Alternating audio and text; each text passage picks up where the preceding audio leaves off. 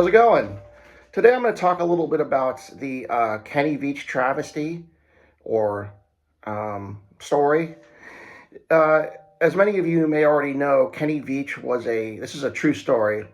Was a hiker in Nevada, Las Vegas to be exact, who disappeared in 2014, late 2014. November 10th, actually, is when he departed for his hike. And he disappeared, and there's been a lot of theories circulating around as to what happened to him, and not the least of which was caused by the search and rescue team's ambiguousness and evasiveness regarding what actually they found. Apparently, they found more about him than they would let on. So it left the public in the dark.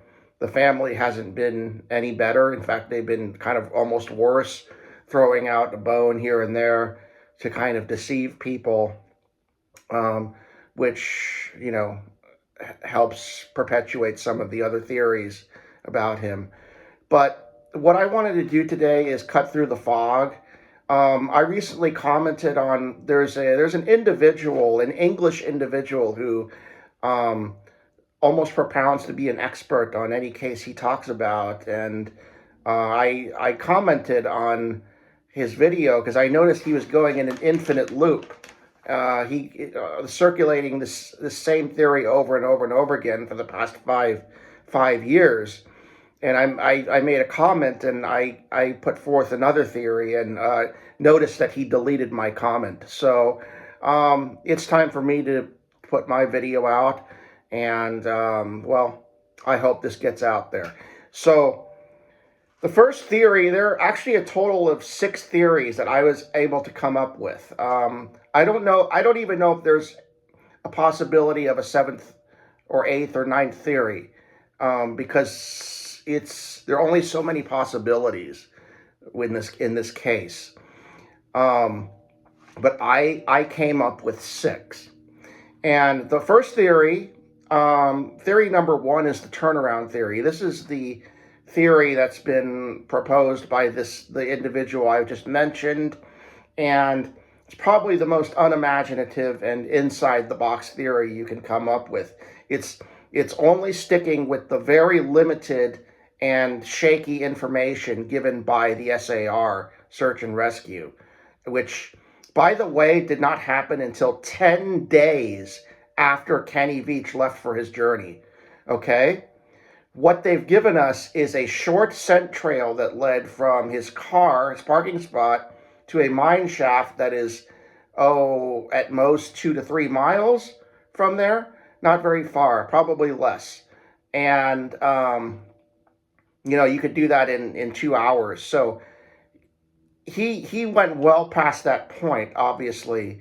He took off at 6 a.m. on the 10th of November, 2014, and he would have made it well past that point in a day's hike.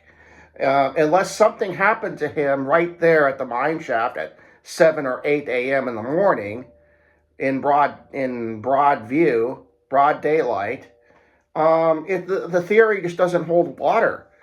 And like I said, you're assuming, you're entrusting, you're putting full faith and trust in the information and data given to you by SAR, which was already 10 days late to the scene. And you're assuming that a scent will last longer than 10 days. Something as ephemeral and transient in nature as a scent is going to last for 10 days, is what you're assuming. That's a very fragile theory.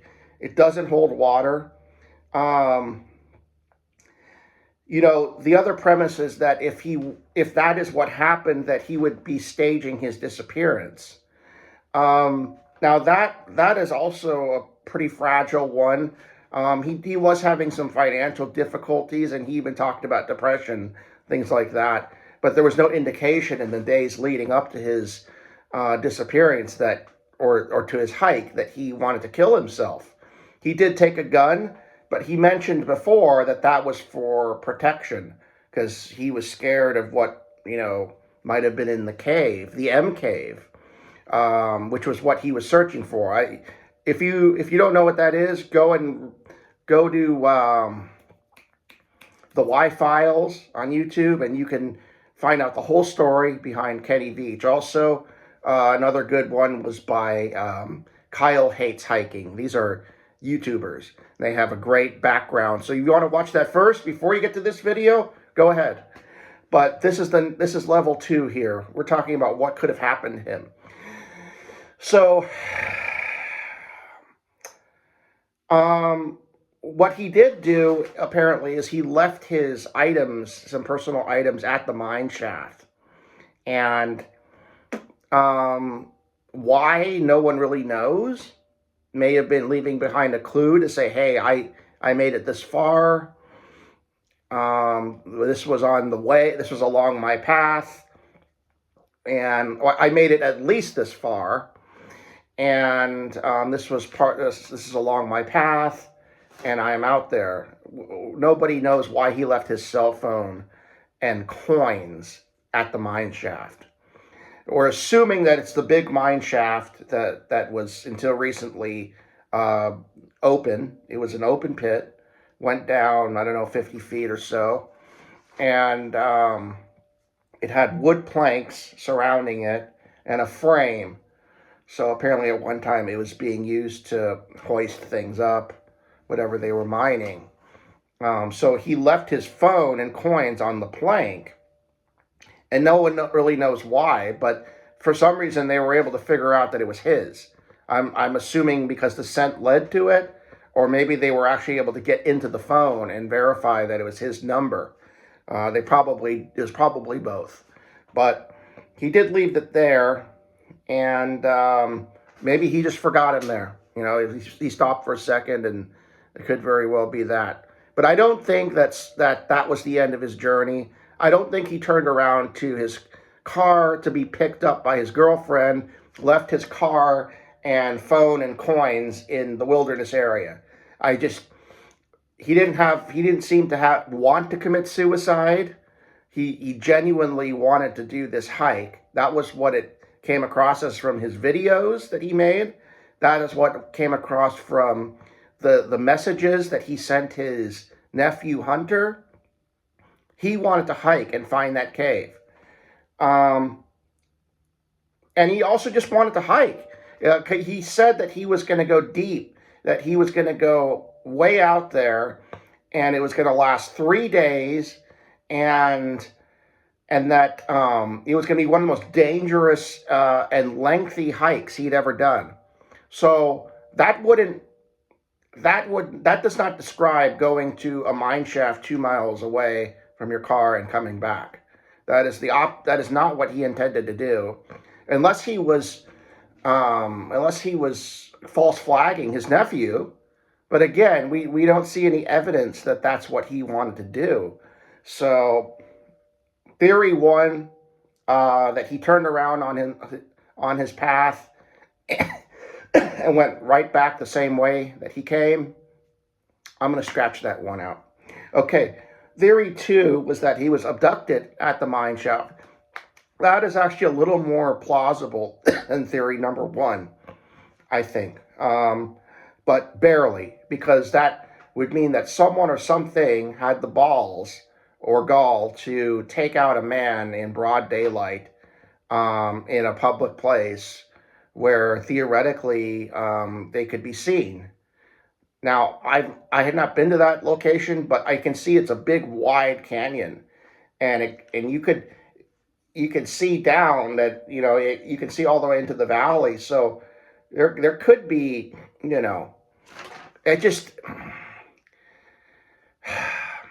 it's possible. It's certainly possible, more possible than number 1. It doesn't quite feel right to me, but it's certainly possible. It's definitely more possible than the turnaround theory.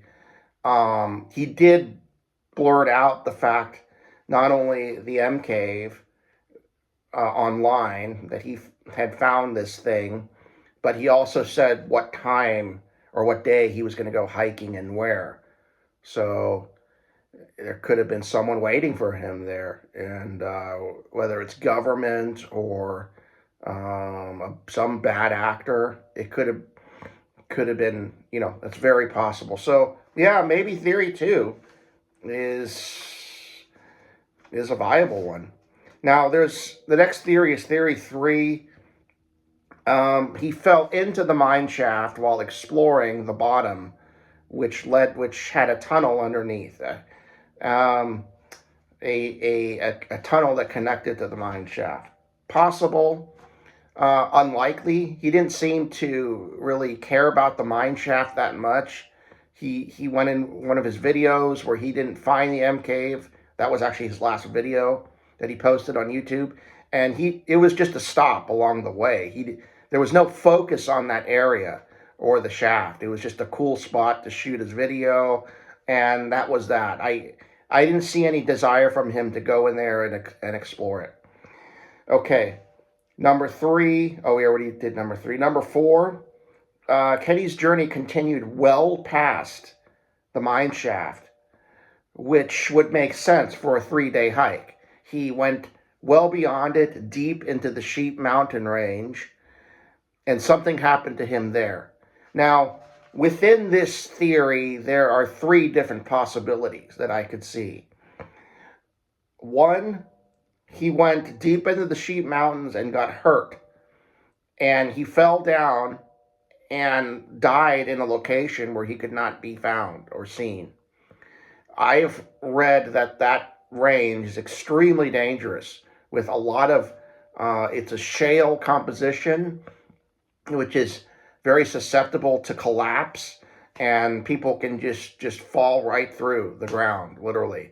Or it could have been a mountainside where the wasn't steady, the rock wasn't steady, and he fell through into a cavity, got hurt, and that was the end of his of it all. Very possible, and if he did fall into a hole, they wouldn't be able to see him. So, and it sounds like they didn't go very far either. They were just in that canyon mostly, and the helicopters probably went on the periphery out there to some extent. But as far as the grid search, I don't sense that they went. They they went as far as they could have. I sense that SAR was very lacking in their approach and effort to finding Kenny Veach. Theory 4B, that was theory 4A. Theory 4B is that he made it through and kept going, never to be seen again. The hike was merely one leg of a much broader journey, in which he was seeking answers and freedom, where he wanted to find the MK, but also was at that point agnostic towards it. He had a much larger plan, but which was to get out of Las Vegas. But he wouldn't have minded finding the M cave along the way. So he figured, why not just, I don't like this phrase, but kill two birds with one stone. Why not, since he's there, he's hiking out of the valley, he's on his way to somewhere, why not try one more time, see if I can find that thing. And he's somewhere out of state, or maybe even out of the country. But he wanted to get out. He did want to start a new life, but he also wanted to search for that cave one more time. So he searched and may or may not have found it, but ultimately he kept going. There's been evidence that his girlfriend purchased a property just 1 year after his disappearance in Indiana. And and I don't know if she's living in Indiana or not, but if she's not, then there's a good chance that that she bought that place for him. So it's possible. And the third subset of Theory 4, it was Theory 4C. and is that something more sinister happened to him. In other words, when he was out there, some distance outside the canyon, someone or something abducted and killed him. Now, I think if that did happen, it's far more likely that it happened well beyond Joe May Canyon or Little Germain Canyon or Picture Canyon, well outside of that initial area. Because the longer you're out there, the greater chances there is something that's going to happen to you. And you're so far, you're so in such a remote location that nobody, can see what's going on. And also, he was out there overnight, 3 days in a row, so it could have happened at night as well. Maybe even more likely to happen at night. He was camping out there. That was the plan for 3 nights.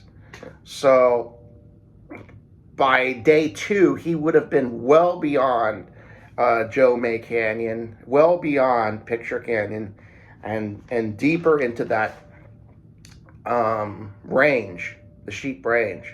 So it's very unlikely that he met his demise at the mine shaft or in Joe May Canyon or in all these really obvious spots. Whatever happened, it happened way out there, and it would take a lot more effort than just walking around that initial hiking area, those trailheads, basically, that people are putting around. They're not trailheads, but it's all within 3 miles of car parking. So people are not going as far as they could if they were really serious about finding Kenny Veach. And that's all. Just wanted to get this out there, and I hope I can get some stagnant brain cells moving. All right. Please let me know what you think down in the comment section. Spread the video around. I want to get these theories out there, and maybe we'll figure it out.